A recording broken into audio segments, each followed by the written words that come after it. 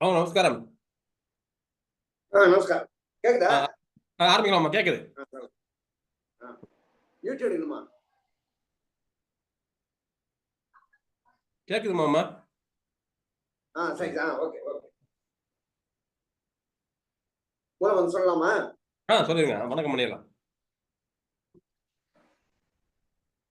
முக்தி பூர்ணம் மெய்யாகவே கோடிகால முக்கடத்தின் உள்ள சர்வமுலங்கள் மகான்யராகிய பகவான் சாலையாண்டவர்களே முக்தி பாலிக்கு சமரசவேதநாதாவே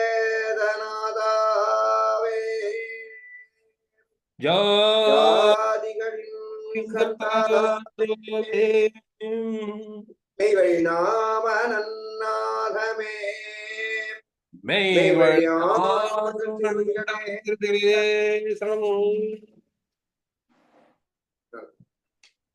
மாரண மரண இருளை போக்குகின்ற நமது குலதெய்வம் பிரம்ம பிரகாச மெய்வழிச்சாலை ஆண்டவர்கள் வாக்கியம் ஜோதியின் கர்த்தாவே.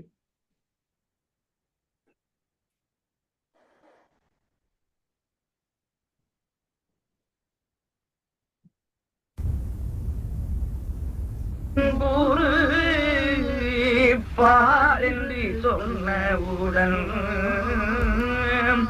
பார்க்க பார்க்க ஆயிரத்த கண்டமெல்லாம் பட்டப்பகல் போரிலங்க கண்டே. இப்போ இந்த உலகத்தில் ராஜராஜாக்கள்லாம் இருக்காங்கல்ல, அவர்கள் ரஜ தகதிரோகபதாதி என்று சொல்லப்பட்ட 4 வகை சேனா சைன்யங்களோட வந்து நின்று இவருக்கு ஆகட்டும், ஒரு ஊரை கொளுத்து அப்படின்னாக்க கொளுத்திடுவாரு. எல்லாம் ஹலால் சுட்டு எல்லாத்தையும் முட்டை வரத்தி இரண்டாவே சுட்டு எல்லாம் தள்ளி போடுவாரு. அவ்வளவு அதிகாரம். ஆமா, அப்பேற்பட்ட அதிகாரம் உடையவர்கள் அம்மட்டு பேரும் சேர்ந்துக்கிட்டு என்ன ஆகட்டும் அப்படின்றாக்க.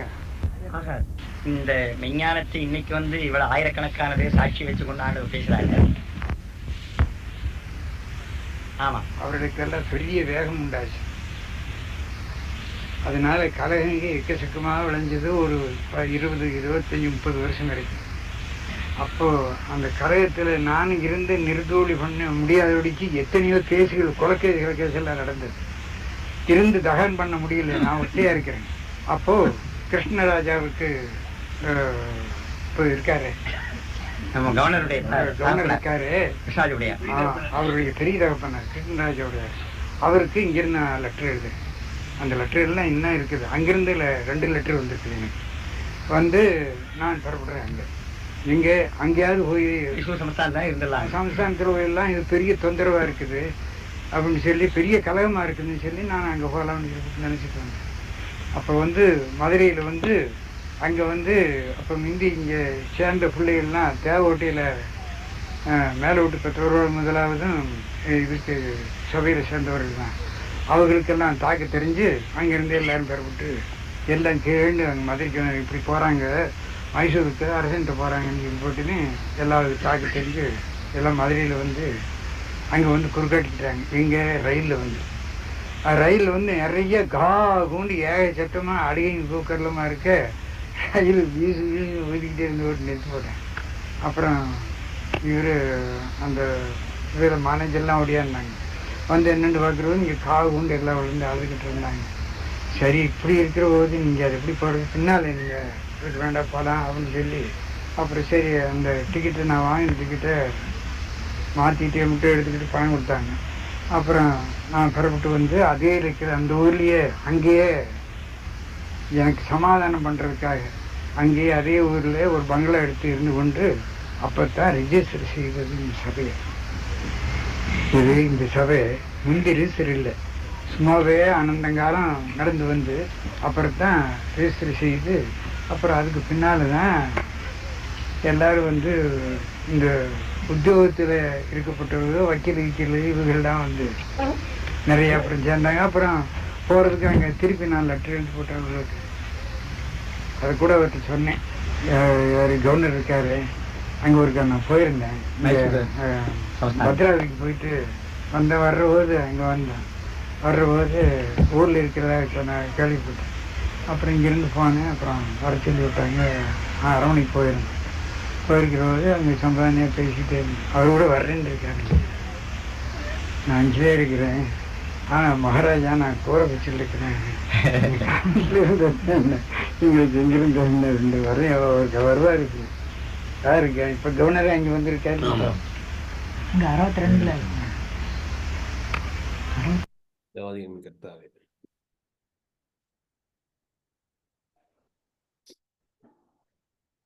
அனைவருக்கும் நமஸ்காரம். இன்றைய நமது புதுக்கோட்டை நிகழ்நிலை சபையில் நமக்கு ஒரு சிறப்பான பங்களிப்பாக சத்தியப்படி பரமாமா மெய்வெளி சீனிவாச முதலியார் அவர்களை இந்த புதுகை நிகழ்நிலை சபை அன்புடன் வரவேற்கிறது. நம்ம இந்த காலகட்டத்தில் கலியுகத்தில் இருக்கோம். ஒரு 3 விதமான வெறிகள் படவா பறந்து ஓங்கி நிகழ்ந்து நடாத்தி கொண்டிருக்கிற வரியில் முக்கியமாக 3 வரியை நம்ம மான்மியத்தில் நம்ம தெய்வங்கள் நமக்கு அறிவிக்காங்க. ருசி வரி, பணவெறி, மதிப்பு வரின்னு. அதில் மாமா இன்னைக்கு முதலாக அந்த ருசி வரியை பற்றி நம்முடைய பங்கி பெறுவதற்காக மாமா அவர்களை நாம் எல்லோரும் நமஸ்காரத்துடன் வரவேற்போமாக. நமஸ்காரம் மாமா, வாங்க. நமஸ்காரம். நமஸ்காரம். முத்தி பூர்ணம் மெய்யாக சதுர்பம் கோடிகால மக்களிடத்திலும் உள்ள சர்வமூல மந்திர நிரூபிக மகான்மியராகிய யுகவான் சாரையாண்டவர்களே முக்தி பாதிப்பு. கல்லாலின் புடையமர்ந்து நான் மறையாரங்க முதல் கற்ற கேள்வி வல்லார்கள் நால்வர்க்கும் வாக்கிறந்த பூரணமாய் மறைக்கப்பாலாய்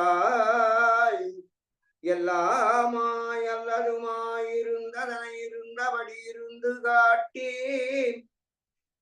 எல்லாமாய் அல்லதுமாய் இருந்ததனை இருந்தபடி இருந்து காட்டி சொல்லாமல் சொன்னவரை நினையாமல் நினைந்து பவத்தொடக்க வெல்வாம். இந்த புதுவை நிகழ்நிலை சபையில் கலந்து கொள்ளும் அனைவருக்கும், இதை தொடர்ச்சியாக விடாப்பிடியாக நடத்தி வரும் சிவராஜன் அவர்களுக்கும் என்னுடைய நமஸ்காரங்களை நான் தெரிவித்துக்கிறேன். முதல்ல ஏன்னா அவங்க தான் நமக்கு வாய்ப்பு கொடுக்குறாங்க. எங்கேயோ கிராமத்துல இருக்கிற நம்ம பல பேருக்கு அறிவுப்படி செய்ய வைக்கிற அந்த நிகழ்வை ரொம்ப பொறுமையாகவும் எல்லோரையும் அரவணைத்து செய்யக்கூடிய சிவராஜனுக்கு முதல்ல என்னுடைய நமஸ்காரங்களையும் இதில் கலந்து கொள்ளும் அனைவருக்கும் என்னுடைய நமஸ்காரத்தை தெரிவிச்சுக்கிறேன். இப்ப சொல்லும் போது சிவராஜன் சொன்னாரு சுவை வெறி அப்படின்னாங்க. சுவை வெறியை பத்தி பேசல, சுவையை பத்தி மட்டும், ருசி அப்படிங்கிறது மட்டும். தெய்வம் எங்கெங்க அழகழகா அந்த ருசி என்னென்ன செய்கிறது, அந்த ருசியினுடைய தன்மை என்ன, அந்த ருசிக்குரிய உணவுகளின் பாங்கு என்ன, அந்த உணவுகளை எந்தெந்த அங்கங்கள் எடுத்துக்கொள்கின்றன அப்படிங்கிறத பத்தி தெய்வம் மான்மியம் பாடல்கள் வாக்கியங்கள்ல நிறைய பேசி வச்சிருக்கிறாங்க. எல்லா வாக்கியங்களும் தெய்வத்தினுடைய வாக்கியங்கள் தான் தவிர்த்து எதுவும் நம்மளது கிடையாது. தெய்வ சொத்து நம்ம சொத்து அப்படிங்கிறத நம்ம இதை பயன்படுத்திக்க போறோம். அப்ப தெய்வம் சொல்றாங்க, நீ சாப்பிட்ற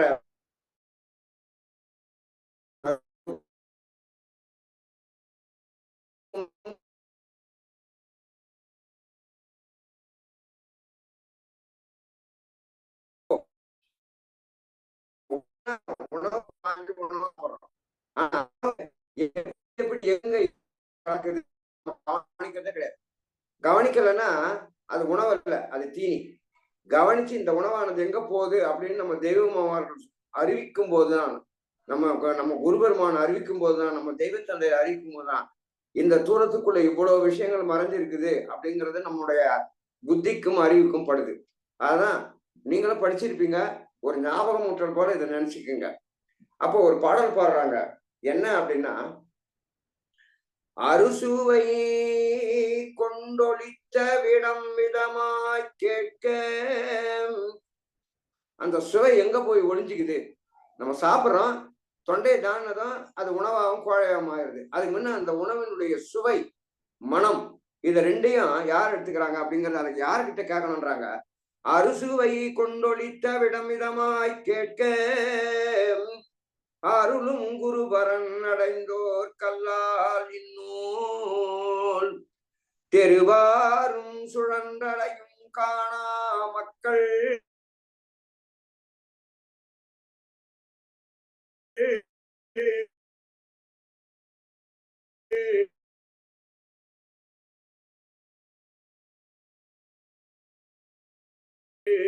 சித்தம் நின்றவிடம் ஜீவரா ஒரு மொழியாம் குருமொழி மெய்ப்பால் அறிந்தால் ஒரு கோடி நூற்கும் பொருளாகும் அன்றோ.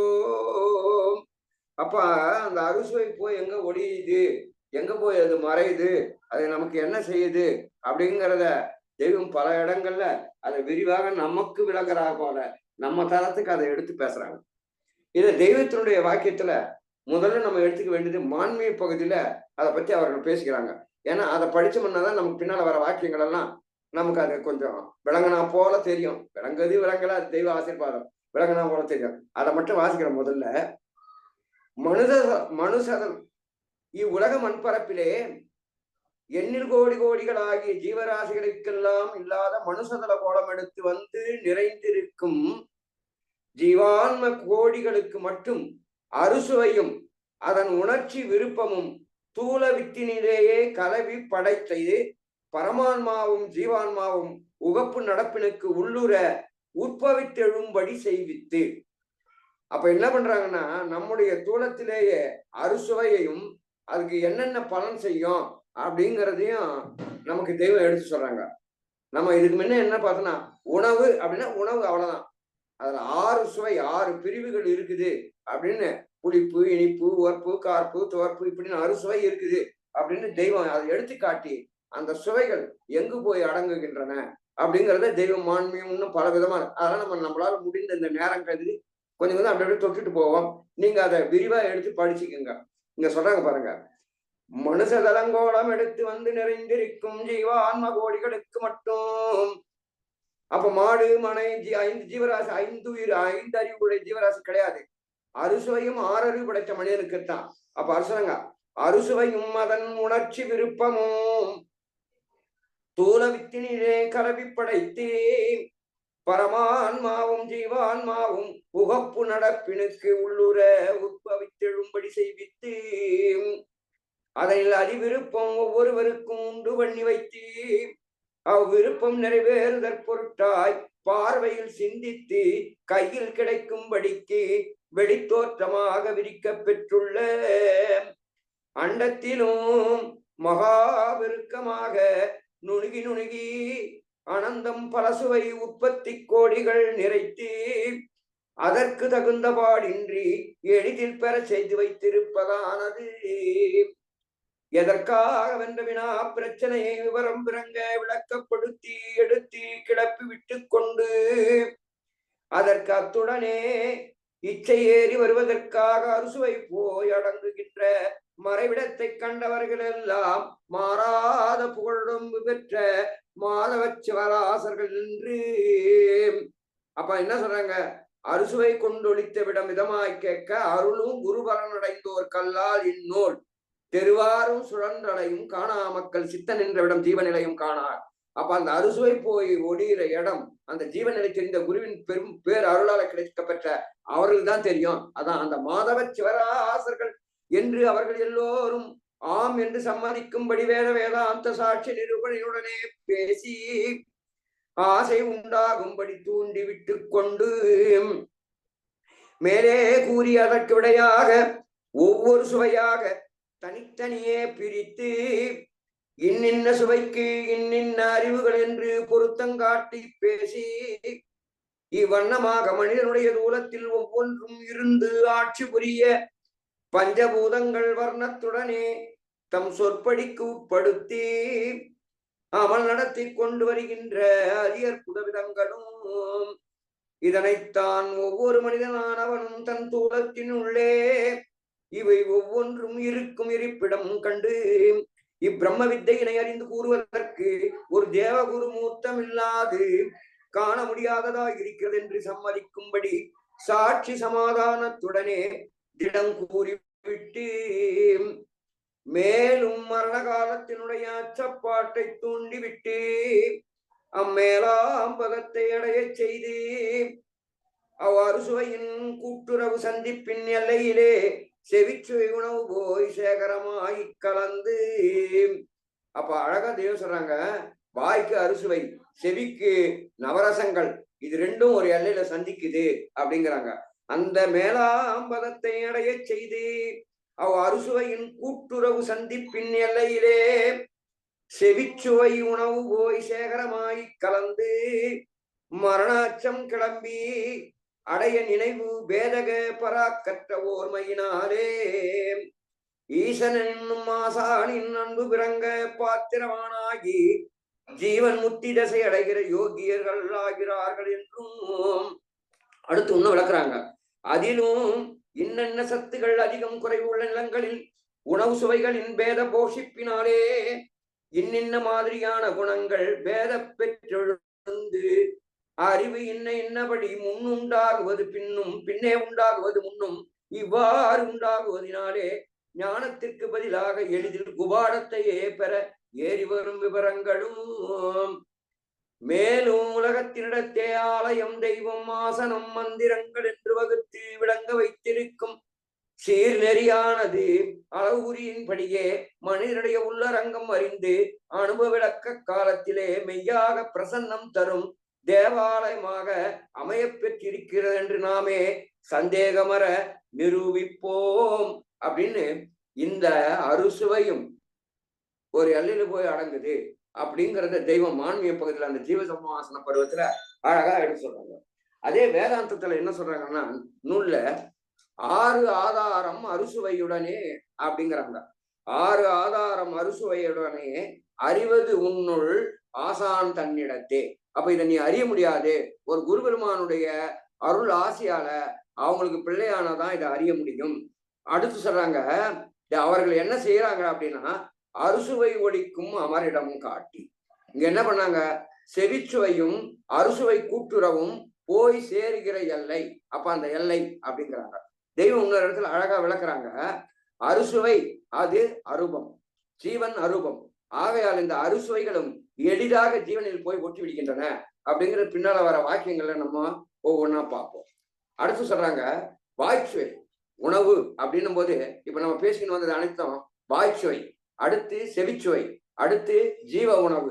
இப்படி உணவுல 3 ரகம் இருக்குது அப்படிங்கிறது தெய்வத்தினுடைய நூலை படிச்ச பிற்பாடுதான், தெய்வத்தினுடைய வசனங்கள் நம் காதில் வந்து விழுந்த பிற்பாடுதான், உணவுல அறுசுவை உணவுன்னு நம்ம வாய் உணவு தான் சொல்லியிருந்தோம், நவரசம் பாய்கின்ற செவி உணவு ஒன்று உண்டு, ஜீவனை வளர்க்கக்கூடிய ஜீவ உணவு ஒன்று உண்டு அப்படிங்கிறது நமக்கு தெய்வத்தினுடைய வாக்கியங்களை படிக்கும் போதுதான் இவ்வளவு அதிசயங்கள் இந்த இந்த படைத்து இறைவன் நம்ம இந்த உலகத்துக்கு அனுப்பி வைத்திருக்கிறான் அப்படின்றது நமக்கு தெரியுது. இப்ப நம்ம முதல்ல ஒவ்வொன்றா பார்ப்போம். தூள உணவு. இந்த தூள உணவை பத்தி தெய்வம் வாக்கியம் குரல்ல சொல்றாங்க. நாம் பிறந்த போது இந்த தூளம் 1.5 அடி நீளத்தில் கைகால் முதலிய அங்கங்களுடன் ஒரு சிறிய ரூபமாக இருந்தது. பிறகு நேரம் தவறாமல் ஆகாரம் உட்கொண்டு நொடிக்கு நொடி வளர்ந்து இன்று இருக்கும் 5.5 அடி உயரமுள்ள இவ்வளவு பெரிய ரூபமாக ஆகியிருக்கிறது. இப்படி ஆவதற்கு இது ஒரு மலையளவு உணவை உட்கொண்டு இருக்க வேண்டும் அல்லவா? ஆம், அந்த மலையளவு உணவு எசன்ஸ் ரூபமே இப்போது இந்த உடம்பாக இருக்கிறது. அப்ப அந்த உணவின், அந்த அறுசுவை உணவின் எசன்ஸ் தான் இந்த தேகம் அப்படின்னு தெரிய சொல்றாங்க. இப்போது இந்த உடம்பாக இருக்கிறது. அவ்வளவு உணவும் இந்த உடம்பின் உள்ளே போனது நம் தொண்டையில் உள்ள ஒரு சிறு துவாரத்தின் வழிதானே? ஆம், அதே துவாரம் சாவு வந்தவுடன் தேகத்தில் உள்ளே உண்டாகும் ஒரு நெருக்குதலால் ஒரு சொட்டு ஜலம் கூட இறங்காதபடி அடைபட்டு போகிறதே. இதை நாம் பார்க்க உலகம் முழுவதும் நடந்து வருகிற செயல்தானே. ஆன் அப்படி இருக்க எமது கையகத்தில் ஆகி சுத்த பிரயாணமானவர்கள் உயிர் அடங்கி வெகுநேரம் ஆன பிற்பாடும் நாம் அனுப்புகிற காஷாய தீர்த்தத்தை சாப்பிடுகிறார்களே, இந்த அருங்காரண அதிசயம் உலக மக்களுக்கு ஏன் படவில்லை? இப்போது நீ உயிருடன் இருக்கிறாய். இதுல அதிசயமா இந்த 3 உணவுகளுக்கு மேம்பட்ட ஒரு உணவு பற்றி தெய்வம் அப்படி அழகா எடுத்து சொல்றாங்க. என்ன அப்படின்னா, இப்போது நீ உயிருடன் இருக்கிறாய். உன்னை கழுத்தளவு மண்ணில் புதைத்து வைத்தால் உன் தேகத்தை மண் தின்ன ஆரம்பித்து விடும். ஆனால் பரிசுத்த ஜீவ பிரயாணமானவர்களின் தேகத்தை மண்ணில் அடக்கம் செய்தால் மண் அவர்களின் மேனியை தீண்டுவதில்லை. மண்ணு முதல்ல தொடாது, அடுத்து என்ன சொல்றாங்க பாருங்க, மேற்கொண்டு வருங்கால நித்திய உடலுக்கான ரஸ்தையும் அந்த உணவையும் மேற்கொண்டு வருங்கால நித்திய உடலுக்கான ரஸ்தையும் அது தந்து கொண்டிருக்கிறது. ஆகவே அடக்கமாக இருக்கும் அந்த தேகத்தில் உள்ள உயிர் இப்போது இருக்கிற உயிர் அல்ல என்று தெரிகிறது அல்லவா? ஆம், எம்முடைய தவத்தை அள்ளி போட்டு யமபடரால் தப்பித்து அழியாத வைரமணி தேகத்தில் புகுத்தாட்டி நித்திய உலகிற்கென்று ஆக்கப்பெற்றுள்ள உயிர் அது. ஆகவே அந்த உயிர் தங்கி இருக்கும் உடலை மண் தீண்டாது, தீண்டுவதில்லை அப்படின்னு தெய்வம் திருவாக்கியம். அப்ப என்ன சொல்றாங்க, நாம் ஜீவபிராணமாகி அடக்கமாயிட்டாடா அந்த தேகமா கெடாம வாடாம இருப்பதற்கான ஜீவ ரஸ்தாகிய அந்த உணவை அந்த மண்ணானது நமக்கு அழித்து அந்த தேகம் கெடாம பாதுகாக்கிறது அப்படிங்கிறது. ஜீவபிரயாணம் ஆன பிற்பாடும் நமக்கு ஒரு உணவை சப்ளை பண்ணி நம்மளை பாதுகாக்கிறது அப்படின்னு அந்த உணவை பத்தி ஜீவரஸ்து அப்படின்னு சொல்றாங்க. அப்போ உணவுகள் எத்தனை வகைப்படுத்து பாருங்க, வாயு உணவு, செவி உணவு, ஜீவ உணவு. ஜீவ பிரயாணம் ஆனமானாலும் அந்த தேகம் இன்னொரு உடல் எடுப்பதற்கான ஜீவரசையும் மண்ணுக்குள்ள இருந்து அந்த தேகத்துக்கு சப்ளை பண்ணிக்கிறதுனா இந்த உணவுகளின் பெருக்கத்தை பத்தி நம்ம நினைச்சே பார்க்க முடியல. தெய்வம் பெருங்கருணையால் நமக்கு அதை அளிக்கிறார்கள். அப்போ மனிதனாகிய இந்த நரன் அந்த ஒரு 1.5 அடி தேகத்துக்கு வர்றதுக்கு முன்ன எத்தனை வகையான உணவுகளை அவன் அருந்தனான் அப்படிங்கிறத 6 பிறவிக்கு 6 வகையான உணவுகள். தெய்வம் என்ன சொல்றாங்க, 6 பிறப்பின்னதென்று அறியாய் பெருமகனே அப்படின்னு 6 பிறப்பின் அங்கம் தெரிவது இங்கே அப்படின்னு சொல்றாங்க. அந்த 6 பிறப்புக்கு என்னென்ன உணவுகளை தெய்வம் எப்படி கொடுத்தாங்க அப்படிங்கிறது அழகா சொல்றாங்க. முதல் என்ன உணவு அப்படின்னா ஆவி. அடுத்த உணவு என்னன்னா 2வது உதிரம். அப்ப தாயின் வயிற்றுக்குள்ள முதல்ல ஆவியை உண்டான், அதுக்கப்புறம் ரத்தத்தை உண்டான், அதுக்கப்புறம் வெளியே வந்த பிற்பாடு காமப்பால் என்னும் உணவை உண்டான். இப்ப 3 ஆயிடுச்சு. 4வது பருவத்துல எதை போட்டாலும் சாப்பிடுவான். அது தெய்வம் அழகா சொன்னாங்க, விளக்கெண்ணெய் கொடுத்தா அழுவான், இனிப்பு கொடுத்தா அமைதியா இருப்பான்வாங்க. அப்போ அது ருசி தெரியாத பருவம். அதற்கப்புறம் ருசி தெரிந்த பருவம் என்று அதற்கு பிற்பாடு இன்ன ருசி உள்ள உணவு எனக்கு தேவை என்று நுட்பமாக கேட்டு வாங்கி சாப்பிடுகிற பருவம். இப்படி 6 பருவத்துக்கு 6 வகையான உணவுகளை, இது வாயுணவு, அறுசுவை உணவு, பருவங்களுக்கு ஏற்ற உணவையும் இறைவன் நமக்கு இனமாக தந்து போஷித்து நம்ம இப்போ பெரிய ஆளாக ஆக்கி வச்சிருக்கிறான்னா ஏதோ ஒரு நோக்கத்தோட தானே அதை செய்திருப்பாங்க. அது என்ன நோக்கம் அப்படிங்கிறது தான் நம்ம தெரிஞ்சுக்காத வீணா போயிடுறோம். இப்ப 6 வகை பிறவிக்கும் 6 வகை உணவு சொல்லிட்டாங்க. அந்த சுவைக்கையும் மனிதனின் குணத்தையும் தெய்வ மாண்பிக்க சொன்னாங்க. அதை கொஞ்சம் கொஞ்சமா நம்ம பார்ப்போம். மனிதன் தான் உண்ணும் ஒரு பொருளை வாங்கும் போது அது அதிக ருசியுடையதாக இருந்தால் அதிக விலை கொடுத்து வாங்குகிறான். வெள்ளரி பழத்தின் விலையை விட மாம்பழத்தின் விலை அதிகம். ஏன்? அதன் சுவை. அதிக சுவைக்காக அதிக விலை கொடுத்து வாங்குகிறானே, அந்த ருசி நீ விழுங்கியவுடன் எங்கேயோ சென்று மறைந்து விடுகிறதே, அது என்ன ஆயிற்று என்று ஆராய்ந்து பார்த்தானா? இந்த ஆராய்ச்சியில் இறங்க இவனது குட்டை அறிவிற்கு எட்டவே எட்டாது. நீ அருந்தும் உணவு நாவின் அடிபாகத்தில் சென்றதும் மறைந்து விடுகிறது. நீ விழுங்கும் போது மேலே இருக்கும் நாக்கு அச்சுவையை ஒற்றி உறிஞ்சிக் கொள்கிறது. அவ்வாறு உறிஞ்ச பெற்ற ருசி ஜீவனில் ஒன்றிக் கொள்கிறது. அப்ப அந்த ருசி போய் அடங்கும். அது என்ன சொல்றாங்க, 6 வகை சுவையும் போய் எங்க அடங்குது அப்படின்னு ஆசான் தன்னிடத்தை கேட்கும் போதுதான் அவர்கள் அறிவிக்கிறார்கள். அதான் அறிவிக்கிறாங்க, அந்த ருசி ஜீவனில் போய் ஒன்றிக் கொள்கிறது. அப்ப அழகா சொல்றாங்க, ஜீவனும் அரூபம், சுவையும் அரூபம், இவ்விரண்டும் எளிதில் கலந்து விடுகின்றன. அப்போ அந்த சுவை நறுமணம் அது போய் ஜீவனில் ஒட்டுக்குது. ஒரு பொருள் அடுத்து சொல்றாங்க, அறுசுவை உள்ள பொருள் நம்ம வைக்கிறோம். அது சொல்றாங்க அழகா எப்படி பிரிக்குது அப்படின்னு.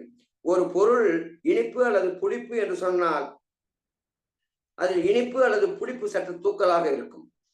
மற்ற சுவைகளும் சிறிதளவு கலந்தே இருக்கும். மாம்பழம் இனிப்பு ருசி என்றால் அதில் இனிப்பு அதிகம் இருக்கும். மற்ற ருசிகள் குறைந்து மறைந்து காணப்படும். இந்த அறுசுவை ஜீவனில் கலப்பதால் ஜீவனின் அடையாளமாகிய மூச்சிலும் அந்த அறுசுவை கலந்தே ஓடும். அப்ப நம்ம சாப்பிட்ற உணவுல அந்த அறுசுவை இருந்ததுன்னா அது ஜீவன்ல கலந்தது. அந்த ஜீவன் சுவாசிக்கும் போது அந்த மூச்சிலும் அந்த அறுசுவை கலந்து ஓடும். அது கருத்தரிக்குமானால் அதிக அளவு இனிப்பு கலந்தோடும் போது கருத்தரிக்குமானால் அக்குழந்தைக்கு இனிமையான சரீரம், நற்குண பண்புகள் இயற்கையாகவே அமையும். அப்ப நம்ம சாப்பிட்ற உணவு வீணுக்காக இல்ல, அது ஜீவன் எடுத்துக்கின்னு அது சுவாசிக்கும் போது அந்த சுவாசத்தில் ஒவ்வொரு சுவையும் மாறி மாறி ஓடுகிறது. தெய்வம் அழகழகா இத்தனை காய் இவ்வளவு நாழிகை ஓடும், என்னென்ன சுவை, அப்ப என்னென்ன குணங்கள் அப்படிங்கிறாங்க. அப்படின்னு சொல்லிட்டு இனிப்பு ஓடும் போது இயற்கையாகவே ஆழ்ந்தா இனிமையான சரீரம், நற்குண பண்புகள் இயற்கையாகவே அமையும். அவ்வாறே கசப்பு ஓங்கி இருக்கையில் கருத்தரித்தால் அக்குழந்தையின் குணம் அதற்கு ஏற்ப மாறும். ஒரு மனிதன் பூராவும் நல்லவனும் அல்ல, முழுமையாக கெட்டவனும் அல்ல. நல்லதும் கெட்டதும் கலந்தே இருக்கும். நல்ல மனிதன் என்று எண்ணப்படுபவனிடத்தில் சில தீய குணங்கள் ஒளிந்து காணப்படும். தீயோன் என்று வெறுக்கப்படுபவனிடம் சில நற்பண்புகள் ஒளிந்திருக்கிறது, தகுந்த தருணத்தில் வெளிப்படும். இது ஏன்? அறுசுவையும் கலந்தோடும் மூச்சுள்ள மனிதனிடத்திலிருந்து இவன் உருவானதினால். அப்போ இதுக்கு காரணம் நல்லது கெட்ட குணங்கள் ஏன் வருதுன்னா, இவன் உண்கின்ற உணவு சுவாசத்தில் கலந்து வருவதனால், அந்த நேரத்தில் இவன் ஜனித்ததனால், ஜனித்த நேரத்தில் எந்த சுவை ஓடிக்கொண்டிருக்கிறதோ அதற்கேற்ப இவனுடைய குணங்களும் அமையும். அப்படிங்கிற இந்த தேவ ரகசியத்தை தெய்வம் அழகாக நமக்கு எளிமையாக அவர்களுடைய மக்களாகிய நமக்கு அவர்கள் அறிவிக்கிறார்கள். அதான் சொல்ல, இந்த கலந்தோடு மூச்சுள்ள மனிதனிடத்தில் இருந்து இவன் உருவானதினால் அந்த அறுசுவையின் குணங்களும் இவனிடத்தில் கலந்தே காணப்படுகின்றன அப்படின்னு அந்த அறுசுவை கலந்த. அடுத்து சொல்றாங்க, பொய்யும் மெய் என்று இருப்பது இவனுடைய உடலிலும் இருக்கிறது. பொய்யும் மெய்யும் இவனுடைய தேகத்தில், அது என்ன சுவையிலே அதை எடுத்து காட்டுகிறார்கள். அதுதான் கசப்பும் இனிப்பும். அப்போ சொர்க்கம் அப்படின்னா அது உன்னுடைய உடலுக்குள்ள இருக்குதுன்னா அந்த இனிப்பு. நரகம் என்றால் அது கசப்பு அப்படிங்கிறதையும் அழகா அந்த சுவையினுடைய குணங்களை நமக்கு எடுத்து காட்டுறாங்க. அடுத்து சொல்றாங்க பாருங்க, ஒரு அண்ணா உப்பு இல்லாத சாப்பிட்டுருக்காரு. ஏன்டா உப்பு இல்லாத சாப்பிட்ற அப்படின்னு தெய்வம், நீ இனிமேல் உப்பை சேர்த்துக்க அப்படின்னு சொல்லிட்டு, சுவைகளின் ராஜா, ருசிகளின் ராஜா யாருன்னா உப்பு அப்படிங்கிறத, ஏன் அந்த உப்புக்கு அந்த குணம் அப்படிங்கிறதையும் ஒரு வாக்கியத்தில் அழகா பேசுறாங்க. ஞானத்திற்காக உப்பில்லாமல் பத்தியம் இருந்து வந்த ஒருவர் தெய்வம் அவர்களை தரிசிக்க வந்தபோது, எமது ஞானம் வீரம் தெரிக்கும் ஞானம், இதனை தாங்க தேகத்தில் இளமையும் வலிமையும் வேண்டும். உப்பில்லாமல் சாப்பிட்டால் உடம்பில் தெம்பு எங்கிருந்து வரும்? உப்பு தாண்டா சுவையின் முதல் ராஜா. அங்க என்ன சொன்னாங்க, இனிப்பும் கசப்பும் சொர்க்க நரகம்னாங்க. இப்ப இங்க என்ன சொல்றாங்க, உப்பை பத்தி சொல்றாங்க. அந்த துவர்ப்பு சுவை, அந்த அந்த உப்பு கரிக்குதுன்றாங்களா, அந்த சுவை அது என்னன்னா எல்லா சுவைகளின் அரசன் ராஜா அப்படிங்கிறாங்க. அந்த உப்பு இல்லாம சாப்பிட்டா உன் உடம்புல தெம்பு எப்படா வந்தாங்க? உப்பு தாண்டா சுவையின் முதல் ராஜா. உப்பு இல்லாத பண்டம் குப்பையிலே என்று நீ கேள்விப்பட்டது இல்லையா? உப்பு என்று ஏன் அதற்கு பெயர் கொடுத்தார்கள் தெரியுமா? உப்பை சேர்த்து கொண்டால்தான் நீ உப்புவாய், குண்டாக ஆவாய். இல்லையே எவ்வளவு சாப்பிட்டாலும் உடம்பில் ஒட்டாது, மெலிந்துதான் போவாய். ஆகையால் தான் அதற்கு உப்பு என்று பெயர் கொடுத்தார்கள். உப்பில்லா பண்டத்தை வாயில் போட்டு சுவைத்துப்பார், சப்பென்று இருக்கும், சுவைக்காது. 5 சுவைகளும் ஒன்றுக்கொன்று சண்டை போட்டுக்கொண்டு தனது சாணத்திற்கு செல்லாமல் அடம்பிடித்து நிற்கும். 6வது சுவையாகிய அந்த உப்பை சேர்த்தவுடன் அதன் சுவையின் ராஜாவாகையால் பண்டத்தில் சுவை கூடிவிடும். உப்பை பண்டத்தில் சேர்த்தவுடன் தித்திப்பே நீ இங்கே போ, காரமே அங்கே போ என்று அதிகாரம் செய்து அதன் ஸ்தானத்தில் அது அதனை நிறுத்தி வைக்கும். உடனே பண்டத்திற்கு ருசி கூடிவிடும். அப்ப உப்பு என்ன சொல்றாங்க, சுவைகளின் ராஜா, அறுசுவைகளின் அரசன் அப்படிங்கிறாங்க. சரி, உப்பு இல்லாமல் தின்கிறேன் என்கிறாயே, அப்போ நீ இறைவனுக்கு புத்தி சொல்லுகிறாயா? விவகாரத்துல பேசுறாங்க. ஏன்னா படைத்தவர்கள் அவர்கள் அல்லவா, அப்ப அறிவில்லாமையா படைச்சாங்க அப்படின்னு சொல்லாம, சரி உப்பு இல்லாமல் தின்கிறாயே, அப்போ நீ இறைவனுக்கு புத்தி சொல்லுகிறாயா? இறைவனே நீ உப்பை படைத்து தப்பு, நான் அதை தொடமாட்டேன் என்கிறாயா? இறைவன் படைப்பில் ஒன்று கூட வீணுக்காக படைக்கவில்லை, பாம்பு கூட உனது நன்மைக்காகவே படைக்கப்பட்டது. பாம்பு இல்லாவிடில் நீ விளைவிக்கும் தானியத்தில் பாதியை வெளியே தின்றுவிடும். உன்னை பிடித்த பாவம் இன்று உப்பை தின்னாமல் செய்து விட்டது. சரி, இன்றையிலிருந்து அந்த பாவ மோசன நாள் என்பதை தெரிந்து கொண்டு உப்பை உபயோகி அப்படின்னு அந்த பிறவியருக்கு சொல்லி அமைச்சிட்டாங்க. அப்போ உப்புங்கிற இனிப்பு, கார்ப்பு, இப்படி ஒவ்வொரு அறுசுவைக்கும் நம்முடைய குணங்கள் எது மிகைக்கும் அப்படிங்கிற நம்ம மாண்பின் பக்கத்துல பார்த்தோம். அடுத்து பாருங்க, இந்த அறுசுவை அறிந்தன. இப்ப பாடு மாடு போன்ற 5 ஜீவராசிகளுக்கு சுவை கிடையாது. ஆனா 6 வகை பிறப்பு எடுத்து 7ஆம் பிறப்பு போனோம்னா இவன் அறுசுவை உணவு உண்டாத்தான் இவனுக்கு அறிவு இருக்கும். அதே தெய்வம் அழகாக வாக்கியத்தை சொல்றாங்க, அறுசுவை அருந்துபவர்களுக்கு பேரறிவு உண்டாகும் என்பது தெய்வம் அவர்கள் வாக்கியம். இதை பற்றி நம் ஆண்டவர்களின் ஆதிமான்மையில் இவ்வுலக மண்பிறப்பிலே எண்ணில் கோடி கோடி ஜீவராசிகளுக்கெல்லாம் இல்லாத மனுஷன், அதான் நம்ம முதல்லயே தூலவித்திலேயே கலந்து படைத்து விட்டார்கள் அப்படிங்கிற அந்த மாண்மை பகுதியை பேசி அடுத்து சொல்றாங்க, அறுசுவை போய் அடங்குகின்ற மறைவிடத்தை கண்டவர்கள் எல்லாம் மாறாத புகழுடம்பு பெற்ற மாதவ சிவராசர்களாகத்தான் சிருஷ்டியின் இந்த விரிப்பு. அறுசுவை உணவு இன்றி நாற்றத்தையே ருசியாக உண்பவனுக்கு பேரறிவு உண்டாவதில்லை. மேல்நாட்டாரின் ருசி நாற்றத்தையே நாடி இருப்பதால் அவர்களுடைய செயலெல்லாம் யமபதத்திற்கே இட்டு செல்லுவனவாகவே இருக்கும். ஒரு காலம் பரமபதத்திற்கு திரும்பாது, அவ்வான் செயலில் ஆக்கவே முடியாது. இந்த அகில உலகத்திலும் நம் தட்சிண பாகத்தில் மட்டும்தான் அறுசுவை கொடுக்கும் தாவரங்களும் நறுமண மலர்களும் எல்லா பருவங்களிலும் பலன் அளித்துக் கொண்டே இருக்கின்றன. ஆகையால் ஜீவ வாழ்க்கைக்கு உரியவர்கள் எங்கு இருப்பார்கள் என்று தெரிகிறதா அப்படின்னு கேக்குறாங்க. அப்ப என்னன்னா, இந்த அறுசுவை எங்க விளையுதுன்னா நம்ம இந்திய தேசத்தின் கண் தான். அப்ப ஞானிகள் இங்கதான் இருப்பாங்க அப்படிங்கறத சொல்லாம சொல்றாங்க. நாம் இருக்கும் இந்த தேசம்தான் எல்லா நாட்டிற்கும் ஞான வித்துகளை கொடுத்தது. இயேசுநாதருக்கும் நபிகள் நாயகத்துக்கும் இங்கிருந்துதான் ஞான வித்து சென்றது என்று தெய்வம் அவர்கள் அருளினார்கள். அப்போ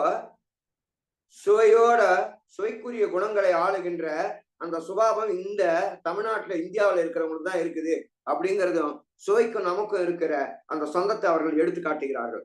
அடுத்து சொல்றாங்க பாருங்க, நான் ஒரு ருசி. தெய்வம் அவர்கள் யமனிடம் கொண்டு போய் சிக்க வைப்பது ஒருவனுடைய வாய்தான். அந்த யமன் பிடியிலிருந்து விலக்கி மீட்டி தெய்வத்திடம் கொண்டு போய் சேர்த்து வைப்பதற்கு காரணமாயிருப்பதும் அதே வாய்தான். அதை வைத்து ஆளுகின்ற விதத்தில் ஒவ்வொருவரின் உயர்வும் தாழ்வும் உள்ளது. கண், காது, மூக்கு முதலிய தேகாதி அந்தத்தில் உள்ள பலவேறு உறுப்புகள் ஒவ்வொன்றிலும் எத்தனையோ பிரிவான ராகரக உணர்ச்சிகள் செயல்கள் இருக்கின்றன. ஒவ்வொரு அங்கப்பிரிவும் எப்படி ஒவ்வொரு முனையில் கட்டப்பட்டு ஜீவனுடைய ஆட்சிக்கு உட்பட்டு இருக்கிறது என்பதை நீங்கள் நின்று கவனித்ததுண்டா? உதாரணத்திற்கு நாவை எடுத்துக்கொள்வோம். அதில் அறுசுவைகள் புழங்குகின்றன. ஒரு கசப்பான பொருளை தெய்வம் சொன்னாங்க, இதைதான் நம்ம அழகா கவனிக்கணும். ஒரே கரண்டி எல்லா பாத்திரத்திலையும் ஒன்று இனிப்புல வைக்கிறாங்க, கசப்புல வைக்கிறாங்க, புளிப்புல வைக்கிறாங்க, சோப்புல வைக்கிறாங்க.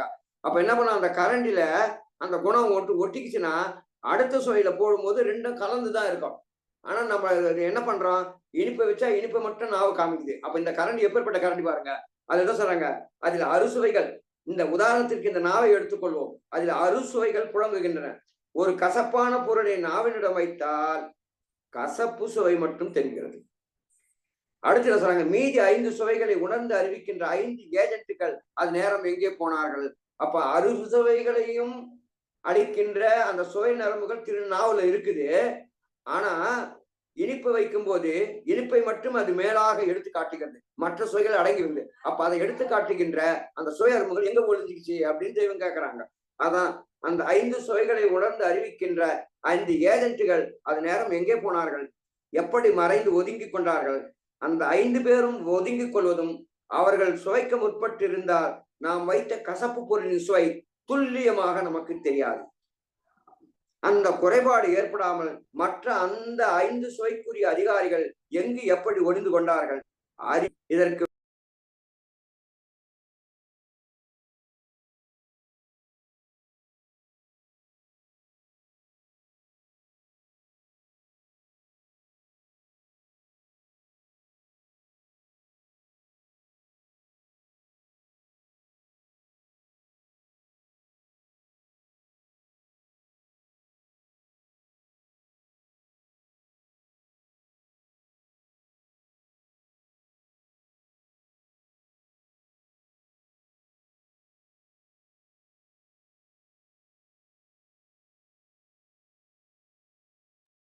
மாமா உங்களுக்கு கட் ஆயிடுச்சு.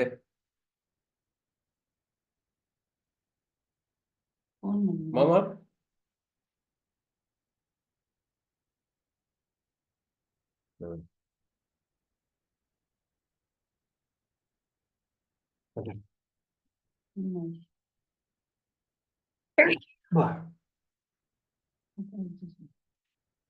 வாங்க மாமா, கட் ஆயிடுச்சு, வாங்க.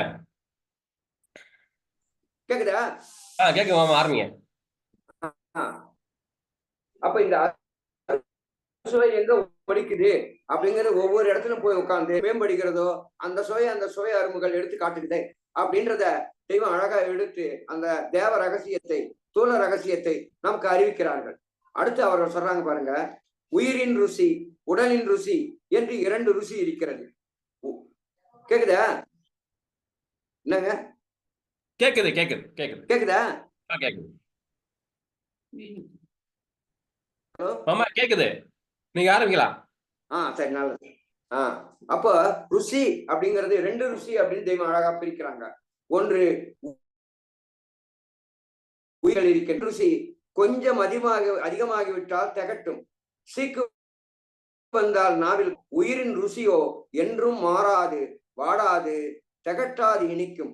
அது 6வது அறிவை பெற்றவர்கள் அடைந்து அனுபவிக்கின்ற அருளமுத ஜீவ ஊற்றின் ருசி. இப்ப எங்க போயிட்டாங்க பாருங்க, நாவின் ருசியில இருந்து செவிச்சுவைக்கு தெய்வம் நம்மள அழைச்சு போயிட்டாங்க. மனிதனிடத்தில் அல்ப வாழ்க்கைக்காக வாயை கொடுத்தான், ஆனால் கற்பகோடி கால வாழ்விற்காக செவியை கொடுத்தான். ஜீவ உடலை வலுவேற்றுவது அருளமுது. இந்த ஜீவ தேகத்தில் இந்த தூள தேகத்திற்கு எல்லா வல்லமையும் இருக்கும்போது நாம் அனன்யமாக அவர்களை நினைக்கவில்லை. ஜீவ பிரயாணத்திற்கு பிறகு நாளுக்கு நாள் முத்தி தேக பூரிப்பு அதிகமாக இதை நினைத்து நொந்து துயருவான்.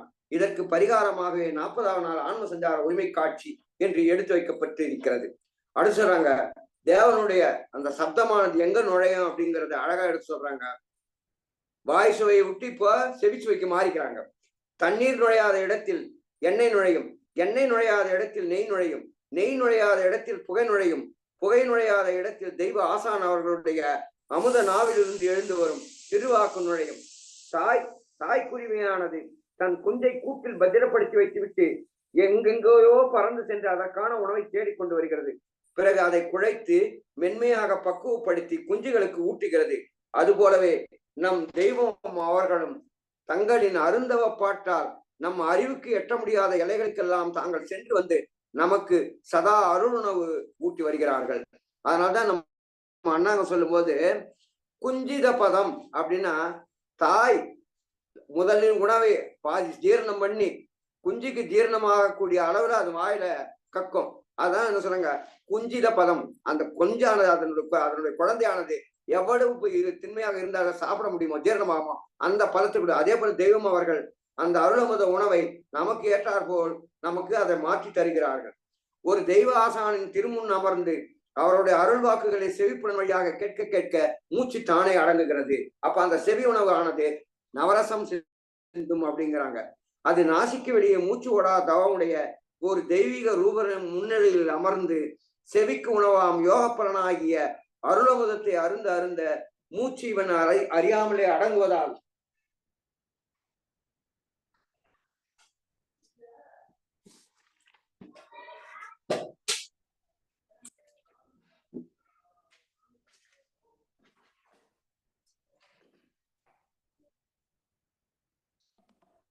இவன் அறியாமலே அடங்குவதால் ஆயுள் அதிகமாகிறது. அவர்கள் நூலை படித்தாலும் படிக்க கேட்டாலும் பாடினாலும் மூச்சு அடங்கும். இறைவன் நமக்கு செய்த நன்றி ஒவ்வொன்றையும் ஊனி நினைத்து பார்க்கும் நேரத்தில் மூச்சு அடங்குகிறது. இந்த யோக பலனையை ஒரு தெய்வ ஆசான் உனக்கு பரிசாக அளிக்கின்றார்கள். ஆசின் மாமரையாதி புராதன, ஆசின் மாமரையாதி புராதன, மாசில்லாத்த நீகையர் மனும் மகன் ஓசை கொண்ட நடனத்தாரே மனு, ஓசை கொண்ட நடனத்தாரே மனு, ஈசனாகும் இயல்பெடுத்தோதுவாம். தூல உணவு உடல் வளர்க்கும், தேவ உணவு உயிர் வளர்க்கும் அப்படிங்கிறத ஈசனாகும் ஓசை கொண்ட நடனத்தாலே மனு, ஈசனாகும் இயல்பு அப்படிங்கிறாங்க. என்றபடி குரு கொண்டல் அவர்களின் செவி உணவு பெருக இவன் மூச்சு அடங்கி ஜீவன் வலுவடைகிறது. அவர்களிடம் அன்பு பெறுகிறது. அந்த அன்பினால் இவன் சிவனாக பெறுகிறான். பிறகு சிவம் குருவாகி குருவரனாக ஆகும் அளவுக்கு வளர்ப்பது அந்த செவி உணவுதான். ஆசானுடன் மறுபிறப்பு பிறந்த பின் இந்த செயலானது நடக்குது அப்படின்னு அழகா சொல்றாங்க. அடுத்து சொல்றாங்க பாருங்க, என்ன பாடுபட்டு என்ன யுக்தி பண்ணி ஒரு பூவை படைத்திருப்பான். அப்படி படைத்தது எதற்காக? மக்கள் முகர்வதற்காக. தெய்வம் அவர்கள் இவன் முகராவிட்டால் என்ன, இவன் தான் நாட்டம் பிடித்த பயலாச்சே, அதை பற்றி அப்புறம் பேசுவோம். செவிக்கு உணவு எது? செவி உணவின் பலன் என்ன தெரியவில்லை. வாயுணவு இந்த அனித்திய உடலை வளர்ப்பதற்காக. அப்ப உணவுல பிரிக்கிறாங்க, வாயுணவு, செவி உணவு, ஜீவ உணவு அப்படின்னு உணவு பிரிக்கிறாங்க. வாயுணவு இந்த அனித்திய உடலை வளர்ப்பதற்காக என்று யாவற்றால் செவி உணவு எது? அது எதற்காக தரப்பெற்றது என்பதுதான் எவருக்கும் எட்டவில்லை. நித்திய தேகம் எடுத்து வாழ்வதுதான் செவி உணவின் பலன் என்று இந்த அகில உலகத்திற்கும் அறிவிக்கவே நாம் வந்துள்ளோம். அவர்கள் வந்து அந்த செயற்கரிய செயலை அவர்கள் எதற்காக வந்தார்கள் என்பதையும் தெளிவாக நமக்கு அறிவிக்கிறாங்க. அந்த உணவை யார் கையில் தரப்பெற்று இந்த உலகம் முழுவதற்கும் வழங்கப்பெற வேண்டுமோ அவர்கள் கையிலே இறைவன் அதை ஒப்படைத்தாயிற்று. அந்த செவி உணவின் பலனை ஏராளமான பேர் இங்கு பெற்றிருக்கிறார்கள். இனியும் பெற விரும்புவோர் பெற்றுக்கொள்ளலாம். வாயுணவு செவி உணவோடும் கூட இன்னொரு உணவும் இந்த மனுவுக்கென்று படைக்க பெற்றிருக்கிறது. அப்பதான் நமக்கு என்னன்னா இது ரெண்டோட நின்றுறோம். அப்போ இன்னொரு உணவு இருக்குது அப்படிங்கிறது மூன்றாவதாக அறிவிக்கிறாங்க. இறைவன் உன்னை படைக்கவென்று உன் தாயினுடைய கருவறையில் ஒரு நாள் உன்னை கொண்டு போய் சேர்த்தான் அல்லவா? அப்போதே உன்னுடைய வயது வானலாகிய பொக்கிஷத்தை உன் சுவாசத்திலே வைத்து படைத்தான். அடுத்து சொன்னாங்க பாருங்க, அந்த சுவாசத்திற்கு வேண்டிய உணவைத்தான் இந்த பூவிலே வைத்து படைத்தான். அதுதான் பூவை உன் ஜீவ வளர்வு வாழ்வினுக்காக வந்து வெறுமனே மோப்பம் பிடிப்பதற்கல்ல என்று தெரிகிறதா? இப்படியான வாயுணவு என்றும் செவி உணவு என்றும் ஜீவ உணவு என்றும் உன் மேம்பாட்டை கேட்காமலேயே இறைவன் படைத்தானே. இங்கதான் விஷயத்துக்கு வராங்க. அந்த கடனை நீ எப்போது கட்டுவாய்? இதைத்தான் திருவள்ளுவ நாயனார் அவர்களும் செய்யாமல் செய்த உதவிக்கு வையகமும் வானகமும் ஆற்றல் அரிது என்றார்கள். 100 ரூபாய் காசுக்கு படாத பாடுபட்டு அல்லும் பகலும் மாடாய் உழைத்த உன்னுடைய தூணத்தை வளர்க்கிறாயே, அப்படி வளர்த்த உன் தூணம் இப்போது என்ன விலை பெறும்? நிர்ணயிக்க முடியாத கிரயம் பெறும். ஆனால் உன் ஜீவன் போன பின் அது என்ன விலை பெறும்? ஒரு காசுக்கு கூட ஆகாத சவம் ஆகிவிடும். அப்படி ஆகாதபடி உன்னுடைய தூளக்கருவிகள் அனைத்தையும் பாதுகாத்து அவற்றை அளவு கடந்த விலை மதிப்புடையவனாக வைத்திருக்கின்ற உன் ஜீவனை சதா வளர்க்கின்ற அந்த பாட்டுக்கு இறைவனுக்கு நீ என்ன கைமாறு செய்வாய்? அந்த நன்றியை எட்டா பெருங்கடனாக இருக்கும்போது உனக்கு நித்திய தேகத்தை அளக்குகின்ற பெருங்கடனை செயலை காணிக்கையாக உன் தலையே வெட்டி சமர்ப்பித்தாலும் அதற்கு ஈடாகுமா அப்படின்னு தெய்வம் அவர்கள் அழகா கேட்கிறாங்க அந்த ஜீவ உணவை பத்தி. இன்னொரு வாக்கியம் அதே போல இருக்கு பாருங்க. இறைவன் இந்த உடலின் வளர்ச்சிக்காக உணவுக்காக வாயை தந்தார்.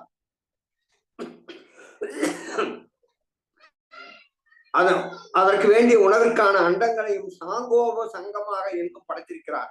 உன் ஜீவதேக வளர்ச்சிக்கு நீ மதி அமுதம் அருந்த வேண்டும் என்று உனக்கு செவியை படைத்து அதை வாரி வழங்குவதற்கு ஓர் தேவநாட்டு செம்மலையும் அனுப்பி வைக்கிறான். உன் ஜீவக்கூட்டிலே அடைந்திருக்கும் வயதை கணக்க வைக்கவும் அங்குள்ள அனல் மாறாதிருக்கவும் உன் சுவாசத்திற்கு உணவாக நறுமணத்தையும் படைத்தான். இத்தகைய ஜீவ உணவை நீ அருந்துவதற்காகவே நறுமண மலர்களை அரும்பாடுபட்டு வளர்த்து தக்க பருவத்தில் அதற்கு உகந்த வாசனையை பூட்டி உனக்கு கொடுக்கிறான். அவ்வளவு அருமையான சிருஷ்டி பொருளாகிய மலர்களை ஒருவன் பிணநாட்டு தீயில் போட்டால் அது என்ன பாதக செயலாக இருக்கும்? அதான் தெய்வம் அவர்கள் சொன்னாங்க. அந்த கோடாயிரம் ஞாபகப்படுத்தியதுல ஜீவாவி உண்ணுதற்கே சீர்மண மலர் படைத்தான், நரக எரி நெருப்பில் நறுமண பூவை போடும் பொல்லாங்கறிவே பெரியவரும் காலம் முஜார். அப்ப முகர்வதற்காக உண்டான அந்த நறுமண மலர்கள், வாசனை உள்ள மலர்களை எரி நெருப்புல போடுறியே அப்படிங்கிறாங்க. அப்போ அப்படி போடுவது அந்த நெருப்பின் கொடுமையை தணிக்க உதவுமா? அல்லது அந்த பிணநாட்டத்தை மாற்ற உதவுமா? இல்லையே. உன் பெண்டு பிள்ளை சொத்து சுதந்திரம் இவைகளை நீ எவ்வளவு உன்னிப்பாக கவனிக்கிறாய். உன் அழிபொருள்களின் மீது உனக்கு இவ்வளவு நோட்டம் இருக்குமானால் எல்லா செயல்களையும் ஏகமாக பார்த்து கொண்டிருக்கும் சர்வஞ்சனான அவனது அருமை படைப்பை இப்படி தூஷிப்பது எவ்வளவு காரமான ஆத்திரமூட்டும். இறைவனுடைய ஆத்திரம் இவனை சும்மா விடுமா? அந்த அதிபாதகத்தின் நீளத்தை எம்மால் சகிக்க முடியாமல் தான் இந்த பாடலை நாம் எழுதினோம் அப்படின்னு தெய்வம் எச்சரிக்கிறாங்க. ஏன்னா பூவை அதற்கு மாற்றமான செயலில் பயன்படுத்தும் போது படைத்தவனுக்கு நம் மீது கோபம் வருகிறது அப்படிங்கிறாங்க. அடுத்து சொல்றாங்க பாருங்க,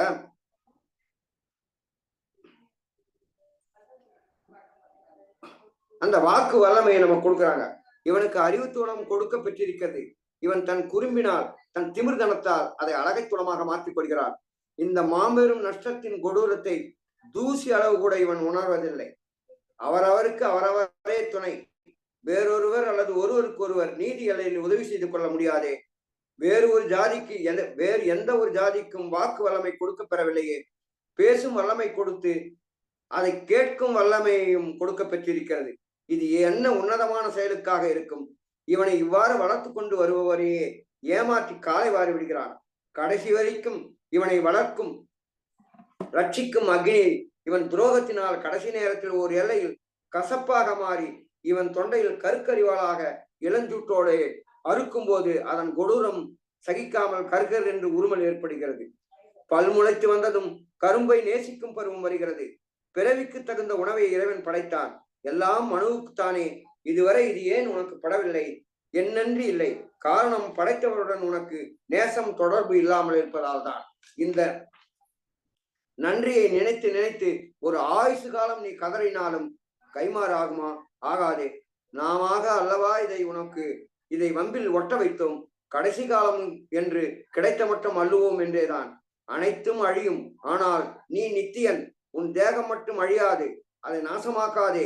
எம்முடன் உயிர் ஒட்டுதலாக இருந்தால் தப்பிப்பாய். இந்த உயிர் ஒட்டுதலுடன் இருக்கும் சிகிர்தவான்களுக்கு மகிழ்ச்சியாகவும் மத்தியமமாக இருப்பவருக்கு கொஞ்சம் பயமும் தன்னறிவில் சாய்பவனுக்கு கோரமானதாகவும் இருக்கும் உஷார் அப்படின்னு அந்த ஜீவ உணவு அருளமுத உணவை பற்றி அவர்கள் பேசுகிறார்கள்.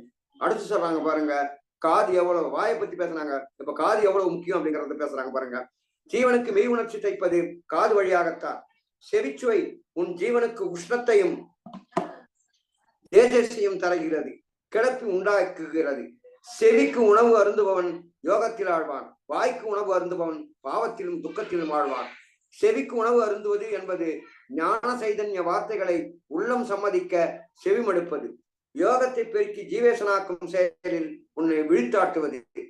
செம்மை நல நேர் வழியை ஒரு தேவேசரின் திருவாய் மூலம் வெளியாக்குவது வகது. உன் செவி வாயிலாக அத்தேவ ஆசிரியர் உனக்கு ஒளிவீட்டமுதை ஊட்டுகின்றார். சிபத்துக்கள் வித்தியாசத்துவங்கள் 7 பிரயோஜன அளவில் 7 ஒளி வீடுகளாக இருக்கின்றன. அந்த அருந்தளத்திலிருந்து எடுத்த அளத்தலே அறிவாகார தேவ வர்ஷிப்பாகும். அவர்கள் அது நேரம் தன் சப்தமாகிய உயிரை உனக்கு செலவிடுகிறார்கள். அப்போது அந்த தேவ அமுதை ஆர்வத்துடன் உண்ணாது விட்டால் நீ கெடுவதோடு அவர்களை ஏமாற்றிய பாவமும் தலையில் வந்துவிடும். உன் ஜீவனில் உள்ள சர்வ மாசுகளையும் ஒழிப்பது செவி உணவு. அருளமுதமாகிய தெய்வ மருந்து உண்டால்தான் உன் ஜீவனில் கப்பியுள்ள அழிகரு வழிவரு பிறவி மாசானது ஒழியும். கலை என்பது எழுத்தல்ல, தேவனாத ஒளியின் என்றும் தோன்றுகின்ற இன்பம். அது செவிச்சுவையாக வர்ஷிக்க பெறும்போது அதை உண்டு அனுபவிக்கும் சுவைக்கு நிகரான சுவை வேறு இல்லவே இல்லை. செவிச்சுவை உணவு உண்ண உண்ண ஆசான்பால் அன்பு பெருகுகிறது. உன்னை பரத்திற்குரிய அன்பனாக ஆக்குகின்ற செயலே பரோபகாரம். இன்னும் உன் ஜீவனுக்கு மெய்ஞான எழில் ஊட்டும், அதாவது உன் ஜீவனுக்கு அறிவு உணவு ஊட்டி அதை மேலாம்பர எல்லைக்கு ஏற்றுதல் பரோபகாரம். கலைமகள் வாசம் செய்யும் நாவினை உடையவர்களே மறைமொழி மாந்தர், அவர்களே உன் ஆசான். அதுவும் ஈசன் உன்னுள் பரிசுத்தமான மாசு மறு இல்லாத இடத்தில் குடிகொண்டிருக்கிறான் அல்லவா? ஆகையால் அவன் ஈசனை பற்றியே உன் செவிகள் சுவைத்து கழிக்க வேண்டும். அப்போதுதான் ஈசன் சக்தி உன் ஜீவனில் வளர்ச்சி அடைந்து பிரகாசிக்கும். நீயும் ஈசனை அடைவாய். இல்லாவிட்டால் செவி உணவு பருகாவிட்டால் யமனிடம்தான் நீ தள்ளப்படுவாய். அதுவுமன்றி நீ செவி உணவு பருக பருக ஈசனுடைய அனுகிரகம் கிட்டும். அப்படி ஈசனுடைய அனுகிரகம் கிட்ட கிட்ட உன் மூச்சு துண்டாடுவது நிறுத்த பெற்று உன் சுவாசம் வெளியே போகாமல் தங்கும். சதா ஈசன் சுவையே செவிகளுக்கு விருந்தளித்து வந்தால் சுவாசம் கட்டுப்பட்டு நிஷ்டைக்கும் தவத்திற்கும் வழிபிறக்கும். இது உன் ஆசான் தயவால் தான் நடக்க வேண்டும். அவருடைய அன்பை பெற்று உன் பக்கம் அவர்கள் அன்பு பாயும்படி செய்து கொள்வதே செவி உணவின் பலன். அடிக்கடி செவி உணவு அருந்தவில்லை என்றால் ஜீவதேகம் வளராது. அது சிக்குப்பிடித்து விடுவதால் தேவநிலையில் இருந்து நரன் என்ற எல்லைக்கு போய்விடுகிறார். உன்னிடம் இருக்கும் அந்த பேசனா புகழுடம்பின் பேரறிவினுக்கு ஆகாரம் குருகொண்டல் அவர்களின் மாசரும் ஆளவாய் நேர் நின்று அங்கிருந்து பொங்கி வெளியாகும் அருளமுதத்தினை காலமெல்லாம் அடுத்தல் சாவாவரமாகிய வீடு பேறு உனக்கு பரிசாக. அவ்வாறு காலமெல்லாம் அடுத்தால் சாவாவரமாகிய வீடு பேறு உனக்கு பரிசாக அளிக்கப் பெறுகிறது. மாசிலான் மறைப்படியும் எண்ணில் கோடி மந்திரங்களும் அனைத்தும் ஒரு மொழிக்குள் வைத்து பேசினார் நாயனை பொருட்டா எண்ணி பிஞ்சகந்தன் நோக்கினுக்கு என் நோக்கேக வாசிவா சிவா வரவு கண்டேன் வளரிட அடிக்கமலம் வாழ்வேன் நெஞ்சே அப்படின்னு அந்த செவிப்புலன் பலனை பற்றி சொல்கிறாங்க. அடுத்து சொல்றாங்க பாருங்க, செவிப்புலனானது நாக்கை விட 6 மடங்கு வல்லமையானது என்றும் இவன் பாய்மன வீட்டில் பேய் குடியிருப்பதால் அறிவு அடிமையாக இருக்கிறது. மெய்ஞானிகளுக்கோ தங்கள் நினைவே விளைந்து பழுப்பேறி நாத ஒளியாக மாறிவிடுகிறது. எல்லையில்லாத மாத்தாக பிரம்மமாக ஆகி அவர்களுக்கு எதுவும் நிகரில்லாத உலகம் ஒரு தூசியாக அவர்களுக்கு தெரியும். அவர்களுக்கு மனம் என்பது கிடையாது, அறிவு சொரூபர்கள். அவர்களின் நினைவு பிரம்மமாக மாறி நாத அறிவிப்பத்தான் வகி என்றும் அசரீரி வாக்கு என்றும் கடவுள் கேட்கிறார் என்றும் கூறப்பட்டு வருகிறது. இப்பேர் கொத்த அறிவு சொரூபராகிய ஆசானிடம் தஞ்சம் புகவேயானால் அவர்களின் வல்லமையால் யமனனுகாத சாவாவரம் அளிக்கப்படுகிறது. இதய மலர் விரிந்து எழும்புகிறது. நாம் அந்த வகையாகிய நாத ஒளியை கேட்டு அதை உனக்கு ஏற்றவாறு சீர்படுத்தி உன் ஜீவப்பயிர் செழிக்க ஓயாது அருள்கிறோம் அப்படின்னு தெய்வம். என்னென்ன உணவுகள் அப்படின்னா, ஜீவ உணவு, செவி உணவு, வாய் உணவு. இதனுடைய தேவ ரகசியங்கள் அனைத்தையும் அவர்கள் அழகாக விரிவாக எடுத்து பேசுறாங்க. அடுத்து இன்னொரு யோக உணவு அப்படிங்கிறதையும் தெய்வம் வாக்கியத்துல சொல்றாங்க. வேதத்துல பேரறிவுடைய மறுபிடப்பு இது, அது நரன் மனிதன் தேவன். இந்த பேரறிவுடைய புகழுடம்பை பெற்றவர்களுக்கு ஒரு உணவு வேணுமே, அந்த உணவு என்ன அப்படிங்கறத அவர்கள் சொன்னாங்க. பேரறிவுடைய மறுபிறப்பு புகழுடம்பு யாவர்களுமே யாவர் ஒருவரின் பிரயாசை கொண்டு பெற்றுக்கொண்ட பெண் எவனொருவனும் பெற்றோரிடத்து அடுத்தடுத்து தினந்தினமும் அப்புகழுடம்பு வலுக்கொண்டு வளர்ந்து எவனமடையும் பொருட்டாய் அவை வளரும் பருவத்தினுக்கு ஆங்காங்கு வேண்டுவனவாகிய பலசிறப்பட்ட வேறு வேறு ராகரக பாடுடைய ஆவண காரசார ருசி சுவையுடன் அறிவு வயிற்றுக்கு ஆகாரமாகிய ஓட்டா அமுதுணவு ஒளி வீட்டிலிருந்து அள்ளி வரிசிப்போரிடத்து நீ அருந்தவில்லை எனினும் அல்லது அதற்கு மாற்றமான உணவுகளை உட்கொள்ளுவானேனும் ஓர் தோளப்பிறவியின் குழந்தை பருவங்களுக்கு தகுதியற்ற மாரண உணவு அருந்தியோ அல்லது அதற்கு தகுவன உணவு அருந்தாமலோ எவ்வாறு பிரேதமாக காணப்படுவதோ அவ்வாறே போல் அப்புகழுடம்பிற்கு செவி உணவு அருந்தாது அறிவு வயிற்றுக்கு ஆகாரமின்றி பெரும்பார பாக்கியனாய் பொய்யிடம்பாகிவிடும் மகனே, உனக்கு இது உசார் அப்படின்னு தெய்வம் அவர்கள் அந்த யோக உணவை பற்றியும் அருமையாக நமக்கு எடுத்து சொன்னாங்க. அப்போ உணவு அப்படிங்கிறது உடலை மட்டும் வளர்க்காது, உயிரை வளர்த்து நித்திய முத்தி வாழ்வில் நம்மை ஏற்றக்கூடியது செவி உணவு.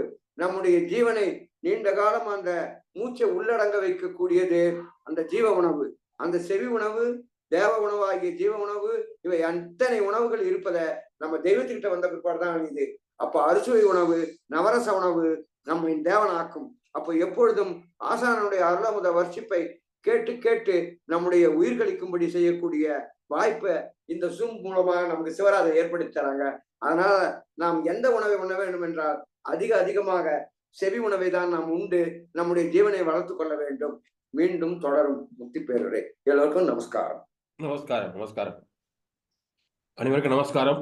இன்னைக்கு நம்ம அந்த உணவு வகையில பார்க்கும்போது நமக்கு தெரிஞ்ச உணவுலாம் 2 வகையான உணவு தான் நமக்கு தெரிஞ்சுக்கிறது. ஆனால் 3வது வகையான உணவா மாமா இன்னைக்கு அந்த உணவு வகைகளை நமக்கு எந்தெந்த வழியில எப்படி கொடுக்குறாங்க, 6 பிறப்புக்கும் எப்படி உணவு வழங்குறாங்க. முதல்ல 6 பிரிவினா என்ன? அது குலவி, குதலை, குழந்தை, மங்கை, மடந்தை, அறிவை, தெரிவின்ற 6 பிறப்புக்கும் முதல்ல குலவியா இருக்கும்போது, வயிற்றுக்குள்ள இருக்கும்போது ஆவி என்ற உணவு, அப்புறம் ரத்தம் என்ற உணவு, காமப்பால், அப்புறம் என்னது அந்த ருசி தெரியாத பருவம், அப்புறம் ருசி தெரிஞ்ச பருவம், அப்புறம் ருசியை கேட்டு வாங்கிக்கிற பருவம். இந்த 6 பருவங்கள் 6 சுவையை நமக்கு ஆதாரத்தோட எடுத்துக்காட்டி அதுக்கு அடுத்தபடியாக நமக்கு செவிச்சுவை என்னென்னலாம் பண்ணும் அப்படின்றதையும், இந்த உடம்ப அப்படியே மண்ணுக்குள்ள பதிச்சுட்டா உயிரோட இருக்கும்போது மண்ணு தின்னுரும். ஆனா அடக்கமான பின்னாடியும் மண்ணுக்குள்ள நம்ம போட்டோம்னா அதுக்கு ஒரு உணவு, யோக உணவை தெய்வம் கொடுக்குறாங்க. அந்த ஜீவரசத்துக்கான உணவை வழங்குறாங்க. அதனாலதான் அந்த உடம்பானது அழியாம இருக்கின்ற அந்த உணவை சொல்லி இப்படி 3 வகையான உணவுகளை நமக்காக இன்னும் சங்கமாக தெய்வம் எடுத்துக்கிறது. நமக்கு அதுல இன்னும் பேசினா பேசிக்கிட்டே போலாம். மாமா அந்த அளவுக்கு நிறைய நமக்கு அள்ளி கொடுத்துருக்காங்க. அதை ஒவ்வொருத்தரும் இந்த வீடியோவை திருப்பி போட்டு பேசி பார்த்தோம்னா நமக்கு நல்லா தெரிய வரும். இன்னும் பேசலாம். எனக்கு உடல்நிலை சரியில்லாதனால நம்ம இதோட இது பண்ணிக்கிறோம். வணக்க பூர்த்தி பண்ணிடலாமா? வணக்க பூர்த்தி பண்ணிடலாமா? ரைட் மாமா.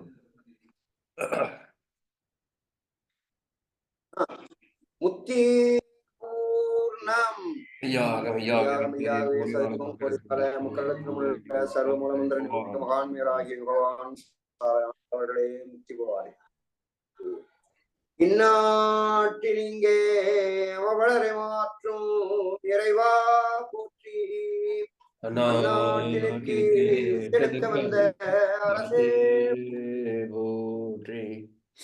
அனைவருக்கும் நமஸ்காரம். நம்ம மீண்டும் ஞாயிற்றுக்கிழமை அடுத்த வாரம் ஞாயிற்றுக்கிழமை நம்முடைய சபை தொடரும். அனைவருக்கும் நமஸ்காரம். நமஸ்காரம்.